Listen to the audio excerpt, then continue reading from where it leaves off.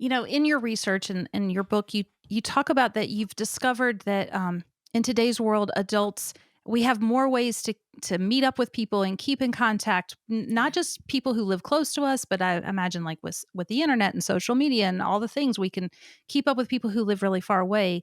And yet, you found that people have fewer close friends and less fulfilling experiences and friendships than ever before.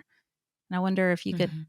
kind of talk about that and why is that? Yeah, yeah. I mean, as you mentioned, with having as many different technological tools for having quote unquote friends on the internet, it always was like a little bit of a beef to me that that's the only Mhm. word that, aside from LinkedIn, who's like, "Oh, these are your connections," right? Yeah. But every other social media tool is like, "Oh, as soon as you start following this person, they're your friend." And it's like, well, that word actually means something. And we Mm, don't have enough words, I think, in English to signify the different meanings that come with different levels of platonic connection. I try to encourage people to use the word acquaintance when appropriate and not feel like that's a diss to somebody. Like that's a legitimate level of relationship, is like we're acquaintances.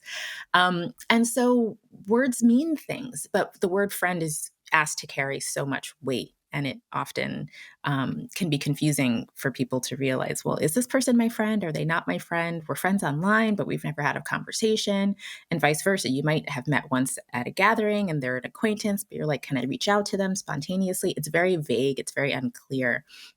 And when we have many, many, followers or friends or online friends or acquaintances, it can feel like, well, there's a lot of people to keep up with. There's a lot of people to potentially reach out to, but a lot of vagueness around who to do that with. And so I think that that is one of many things that can make it difficult. And then, particularly with people who we are quite certain are our friends, whether they're nearby or farther away, sometimes it can be difficult simply because of busyness. I talk about four main challenges in the mm, book that my research sort of uncovered, not sort of, clearly uncovered, yeah. as the main things that were typically getting in the way of people either cultivating a new friendship and deepening it, or um, taking an existing friendship and having it last for a long time. And those four main challenges were busyness, hypermobility, relationships, and parenting, not because those are bad things, but because they take a ton of time. Mm, And then also difficulty establishing intimacy. And so these are things within the environment of the friendship where it's like a lot of people say they have a ton of acquaintances, but they don't know how to make a new friend, best friend, and they don't know how to convert an acquaintance into a best friend.